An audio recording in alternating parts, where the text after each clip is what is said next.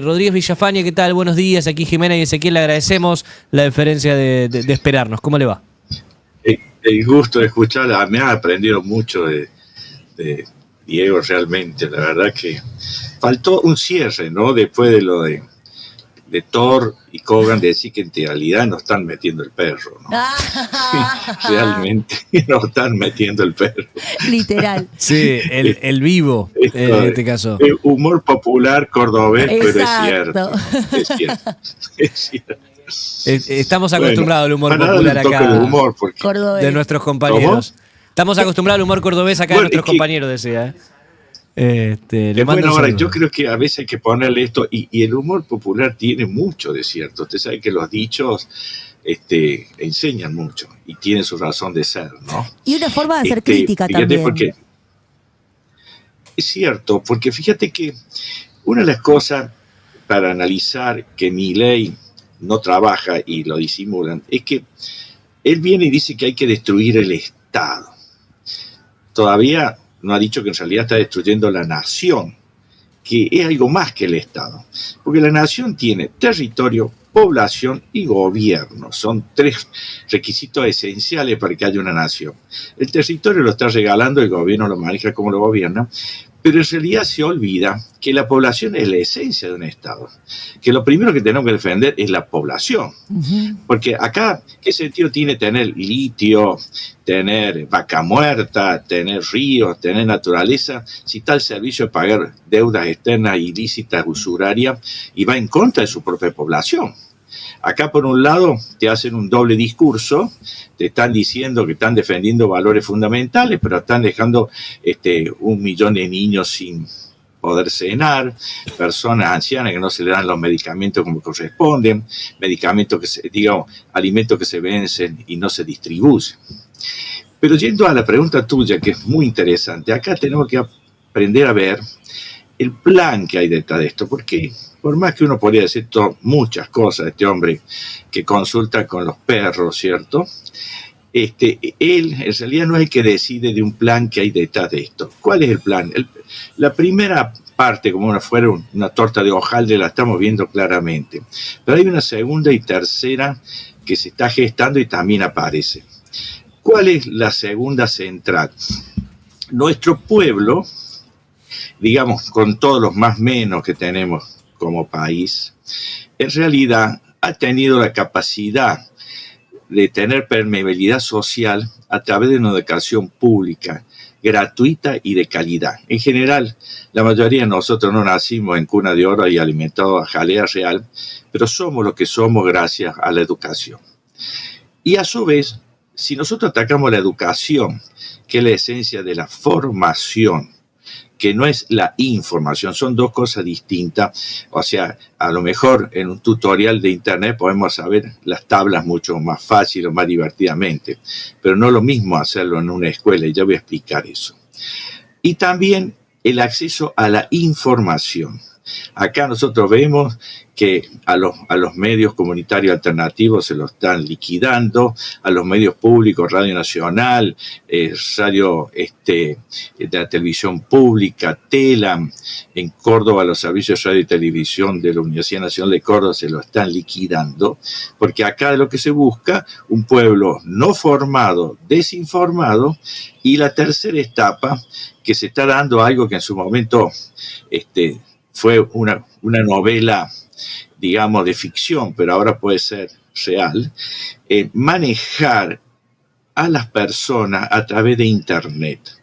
Por eso, algo que le da mucha importancia Milei al nuevo gobierno mundial que se está pretendiendo imponer con criterio de colonización mental, es ir a hablar con Elon Musk, ir a hablar con Slim, que son algunos de los que manejan los grandes medios de comunicación actuales, las nuevas tecnologías, y con los nuevos financieros, como pueden ser Larry Flynn, casualmente con BlackRock y con todos esos grupos.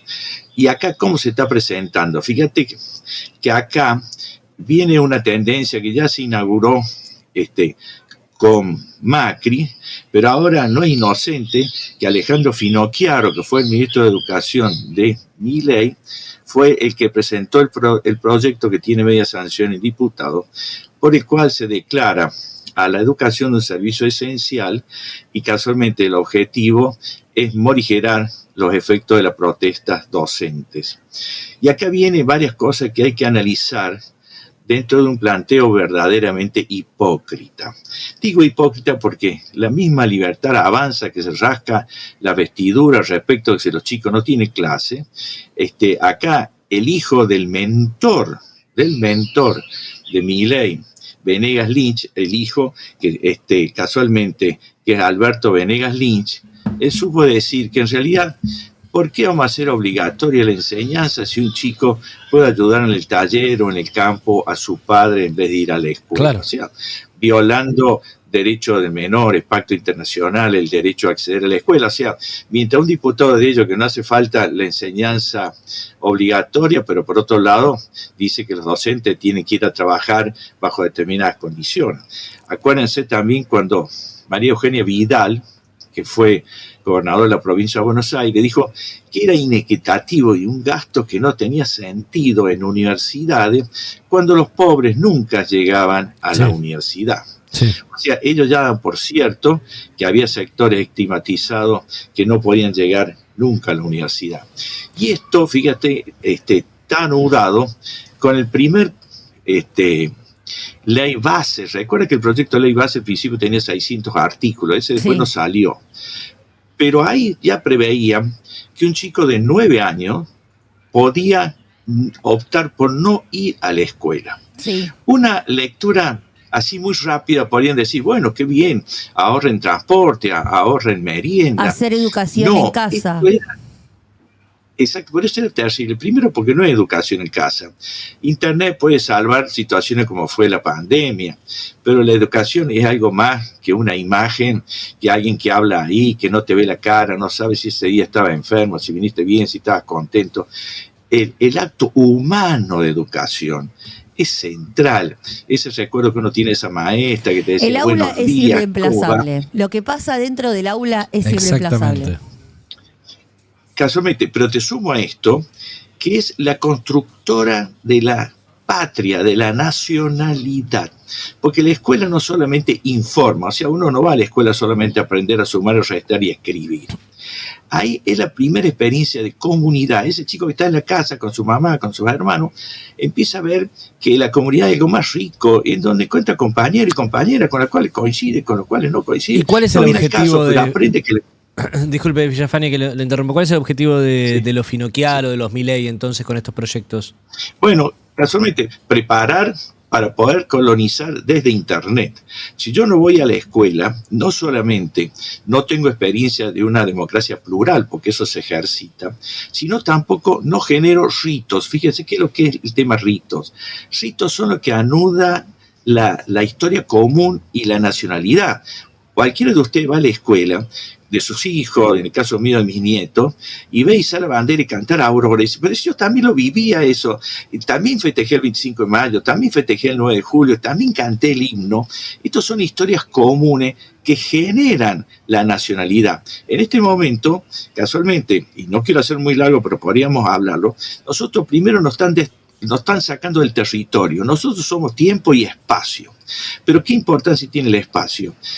Yo cuando antes le preguntaba, ¿dónde su domicilio? Ustedes me decían San Martín 580. Ahora ese domicilio no sirve para nada. Ahora es gmail.com, ni siquiera es .ar. Por lo tanto, podría estar desde Sudáfrica, Groenlandia o Argentina.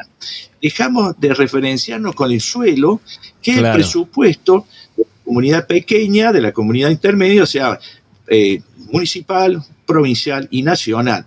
Y en esta tendencia a desarraigarnos, porque ya estamos desarraigando, incluso yo vengo sosteniendo que hablar de ciudadano digital es una cosa negativa, porque los ciudadanos somos todos iguales, que algunos usamos internet es otra cosa, pero a su vez fundamentalmente el Estado debería proveer los domicilios legales, porque ahora el Estado se te maneja contigo en base a domicilios virtuales. Pero para no salirlo de docente, acá al deshumanizar el acto humano de educar, también nos aleja de la historia común que nos construye como patria. Y aún más, el docente, que es el agente central de la educación, como nunca ha sido atacado, en caso últimamente degradado de varias formas. Primero, en sus ingresos. Nosotros no podemos dar una educación pública de calidad si el docente no sabe si llega a fin de mes comiendo. Esto no es menor. Acá en Córdoba, los otros días una docente de 29 años, ya grande, dejó la casa de sus padres, obviamente, y se fue a vivir sola, y les tuvo que decir a los padres que ya a mediados de mes va a venir a comer a la casa de ellos, porque entre pagar el alquiler y los gastos no le alcanza para la comida. Y estamos hablando de una mujer, por el momento, sin hijos, sin estar casada. Y eso es intencional de parte del gobierno nacional. ¿Cómo? Eso es intencional de parte del gobierno nacional, digo, usted interpreta. No duda, y pasa también en los gobiernos provinciales, porque por otro lado, acá no es solamente que el docente apenas saque la nariz por sobre la línea de pobreza. El asunto es cómo se forma, cómo se prepara. Digamos, los docentes nunca han tenido manteca para tirar al techo. Soy hijo de dos docentes primarios. Bueno, pero tuvimos una vida digna. Teníamos Citroën 12B que en los semáforos nos ganaban la bicicleta en el pique. Pero podíamos vivir dignamente y nuestros padres desde esa tarea dieron educación a 5 hijos en la universidad pública, gratuita y de calidad. Miguel, ¿y cómo Por está eso, ahora fíjate que esto... la situación de los docentes en términos políticos? ¿Qué dicen? ¿Están enojados con Milei? Digo, porque Córdoba fue una de las provincias donde Milei ganó con mayor porcentaje. Están colonizados. Fíjate, porque acá hay un tema del cual no se habla, e incluso yo he hablado con los dirigentes gremiales que no hablan del tema, y que es fundamental, es que existe en el Pacto Internacional de Derechos Económicos, Sociales y Culturales, que está en la Constitución con jerarquía constitucional, el artículo 75, inciso 22, casualmente, en el artículo 13, apartado 2, inciso E, lo digo porque es importante tener en cuenta, dice, se debe garantizar, y esto es textual, continuamente las condiciones materiales del cuerpo docente. Fíjese que la palabra continuamente no está en muchas cosas, y esto de continuamente quiere decir que podría ser el único gremio que no necesitaría tener paritaria con cláusula gatillo, porque lo de continuamente está diciendo, señor, si hay inflación, usted automáticamente debería actualizar el sueldo. Es la cláusula gatillo, de hecho. Ni siquiera cláusula gatillo, está en la Constitución. Ahora dígame, ¿qué gremio docente está diciendo eso? Que está en la Constitución. ¿Y qué pasa? ¿Por qué no reaccionan? No sé, yo no echo la culpa, porque acá últimamente la situación de los trabajadores y los gremios no saben dónde atajar los penales, ¿cierto? Porque también eso es cierto. Pero hay una colonización mediática, incluso hay un ataque directo a los docentes. Fíjate que a diferencia de otras épocas, en donde uno podía ir a tu casa y decía, la señorita me dijo tal cosa, y tu madre primero te decía, tienes razón, por algo tienes razón, pórtate bien. Ahora resulta que es al revés. Y resulta que el docente, ahora Milei le invita a que lo espíen los padres y los hijos, no vaya a ser que adoctrine. Fíjate que este otro tema que no es menor socialmente hablando. El docente nunca tuvo grandes sueldos, pero sí tuvo un sueldo moral que es invalorable para alguien quien enseña, que es el reconocimiento social. Yo recuerdo a mi padre que aún siendo grande, ya tenía otro empleo, pero quiso seguir siendo docente nocturno, y él iba por la calle, y muchos de estos vendedores ambulantes, porque enseñaba en una escuela marginal nocturna, le decían, adiós maestro. Eso tenía un precio moral tremendo. Claro. Casualmente ahora le está sustrayendo ese valor moral, ese sobresueldo, digamos, tan importante. Y ahora, al pretender declararlo servicio no esencial, primero violan lo que dijo la Organización Internacional del Trabajo, porque Patricia Bullrich, la tan mentada Patricia Bullrich, dictó un decreto en el mismo sentido de declarar esencial cuando era ministro de Trabajo de Fernando de la Rúa. Y eso se apeló por distintas instancias y llegó a la Organización Internacional del Trabajo, en donde el Comité de Libertad Sindical, cuyas resoluciones son vinculantes para el país, dijo que los servicios esenciales son solo aquellos, a los efectos de la huelga, ¿no es cierto?, son aquellos que afectan la vida, la libertad y la seguridad. y que la docencia no está en ese sector. Esa que se Lo que pronunció, pasa es que lo que ¿fue se- la OIT en su momento? La OIT. Sí, Es muy interesante Fue esto, el para, comité. Sí. para sumar, traer de nuevo al debate, Bueno. porque fueron debates que ya se dieron y parece que no nos toman por tontos, porque nos hacen olvidar. Están discutiendo la misma cosa una y otra vez. Exactamente. Por supuesto, mirá, además te doy más datos si quieren verlo. La resolución de Patricia Bullrich fue la 480 y la 632 del 2001. Y la resolución de la OIT está en la recopilación de decisión y principio del Comité de Libertad Sindical de 1996, párrafo 545. Está resuelto, y eso es vinculante para la Argentina conforme a los pactos, tanto internacionales de derechos civiles, artículo 22, inciso tercero, y Pacto Internacional de Derecho Económico y Social, artículo 8, inciso tercero. Estrictamente está obligatoriamente. O Bien. sea, acá... Además es una farsa, fíjate, dice que el decreto es esencial.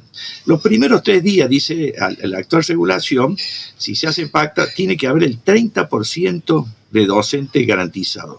Yo le pregunto, de una escuela que necesita, pongámosle para dar un ejemplo utópico, 20 docentes para manejar esa escuela, pero si esos 20, si tiene que estar el 30%, se reduce a 6 docentes más o menos. ¿Qué tipo de enseñanza va a tener ese día ese chico? No, por supuesto. Es una Es que no farsa. les importa eso, no les importa. Bueno, Doctor, pero acá también es importante otro detalle. Sí. Hay que rescatar los docentes que han peleado y pelean no solamente por su sueldo, sino por la dignidad de sus alumnos. Fíjate que acá el Estado se quiere desentender que muchos días de clase, ¿por qué no son? Porque están electrificadas las paredes por la humedad, porque no hay agua en la escuela, porque están colapsados las cloacas, o porque no hay agua, no hay luz. Y te digo, y acá quiero rescatar nombres de los cuales nadie se habla, en este caso de la maestra Ana Zabaloy. Ana Zabaloy fue fundadora de la Red Federal de Docentes por la Vida. Y ella ha puesto sobre el tapete que hay 5.000 escuelas, cerca de 700.000 alumnos de escuelas rurales sometidas a agroquímicos, están respirando glifosato esos alumnos. claro, y eso lo he venido denunciando. nunca le interesó a Villafañe, nunca le interesó a Esteban Bullrich, nunca le interesó a Macri ni a Milei ahora tampoco. Doctor, le agradecemos por todos estos aportes que nos hace sobre el tema. Escribió en Prensa Red usted justamente. Me había compartido el productor, me pareció muy interesante para conversar con usted sobre estos temas educativos que sigue tan de cerca. Así que le agradecemos los aportes que hizo. El gusto es mío y los felicito porque lo que hagamos por esclarecer esto lo hacemos también por nuestros hijos, por nuestros nietos. Cuando la docencia sufre el futuro de la Argentina. Así es, vamos a hablar con usted nuevamente por otros temas también que nos interesan. Un abrazo grande. Abrazo. Otro para ustedes, buenos días. Buenos días. Miguel Rodríguez Villafañe, abogado constitucionalista, ex juez federal.